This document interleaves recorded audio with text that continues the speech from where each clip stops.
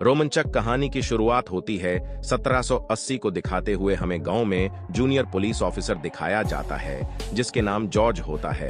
दरअसल जॉर्ज ने अभी अभी कम स्टार्ट किया था, अपने सारे दिए गए कम बहुत ही अच्छी तरीके से करता था, लेकिन यहाँ जॉर्ज को पानी में एक ग्लास दिखाई दे। यह इसी बारे में पता करने के लिए बहुत चला जाता है सीधा जजेस के पास, जो न्यायालय में एंड बैठकर सभी का फैसला किया करते थे। जो उन्हें बताता है, मुझे कहीं ना कहीं शक है कि इसको मरकर पानी में फेंक दिया गया, लेकिन उनका मैन चीफ कहता है कि ऐसा भी हो सकता है कि यह डूब के मर गया हो। दरअसल यह वह समय था जहां पर जजेस और न्यायालय एक तरफा फैसला लिया करते थे, यानी कि सबूतों के अकॉर्डिंग नहीं, जजेस का जो फैसला होगा वही माना जाएगा। जॉर्ज जोन सारे जजेस के खिलाफ खड़ा हो जाता है।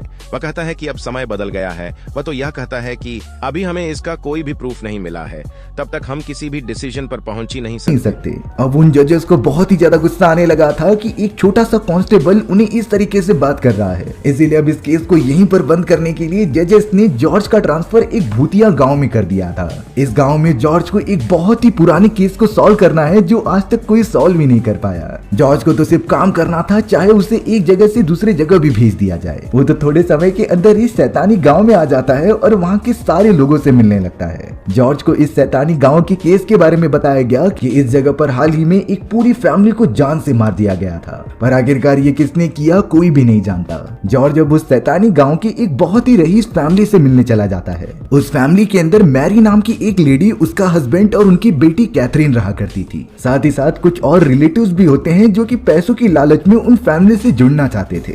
अब यहाँ जॉर्ज उन्हीं सारी फैमिली मेंबर्स के सामने आकर पूछने लगता है कि आखिर आपको किस पर शक है कि उन सारे फैमिली मेंबर्स का मर्डर किसने किया। वो फैमिली मेंबर्स कहते हैं कि हमें किसके ऊपर शक नहीं है, बल्कि हमें तो कंफर्म है कि ये काम उसी सर कटे हुए भूत ने किया है। दरअसल ये एक शैतानी आत्मा थी जो घोड़े के ऊपर बैठकर आती और उसका सर कटा हुआ रहता। इस बारे में अब वो सभी लोग जॉर्ज को बताने लगे थे कि कई साल पहले जर्मन्स का यहाँ पर काफी बड़ी लड़ाई हुई थी, लेकिन उन सभी में एक ऐसा आदमी भी था जो बहुत ही ज्यादा शक्तिशाली होता है। उसकी दांत और उसके पूरे शक्ल एक शैतान जैसी दिखाई देती। उसने तो एक साथ कई सारे